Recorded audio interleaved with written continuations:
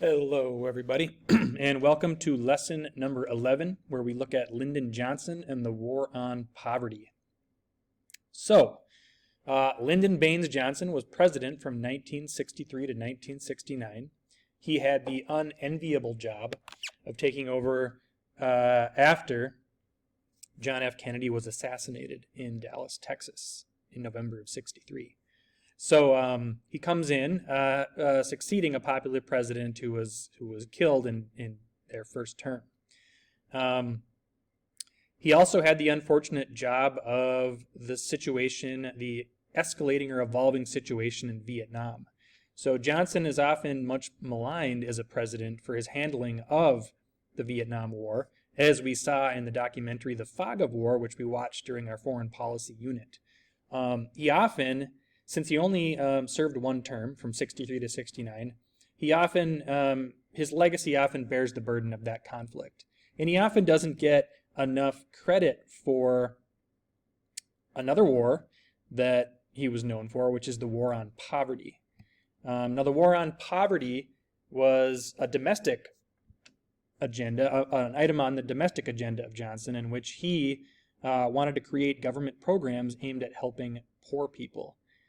He called the country he wanted to create with his programs a great society in which everyone had equal opportunities. Johnson was inspired by a book by a sociologist named Michael Harrington called The Other America, Poverty in the United States. Now, this is an old book that's been in circulation for a long time. You can see here this is currently its 50th anniversary edition with more than 1 million copies sold. So this is an influential book that has influenced policy at a high level. So as part of Johnson's effort to end the war on poverty, to eradicate poverty, he created programs such as Medicaid, which provides health care for the poor, in addition to Medicare, which provides health care to the elderly.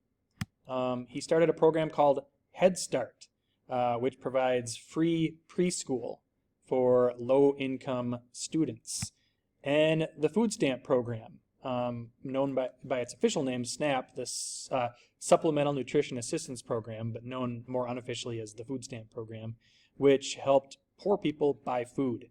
So when we think about Johnson, we often think about the Vietnam War, but these are bedrock programs that exist in the United States now to assist and to alleviate and to work to eliminate poverty and to help people who are suffering through poverty.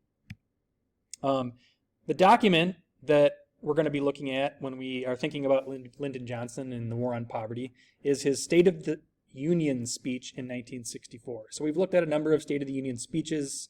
The State of the Union speech is an annual address given by the President to the full Congress, the Senate, and the House of Representatives, and essentially where they lay out their accomplishments for the previous year and then set out on there and then announce the agenda for the upcoming year.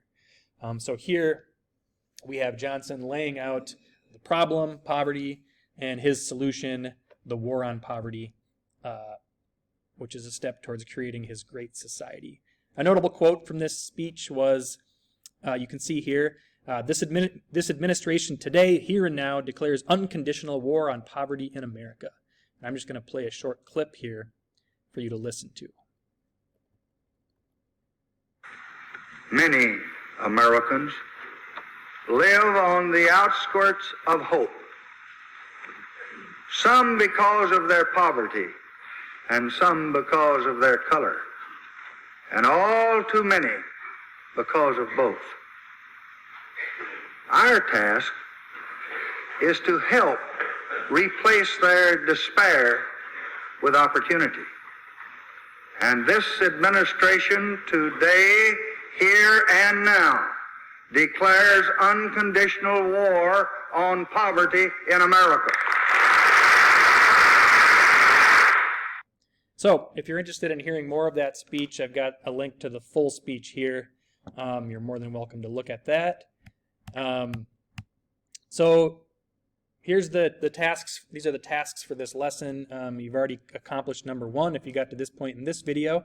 I posted another very short clip from an American Experience documentary that highlights some of the accomplishments of the War on Poverty.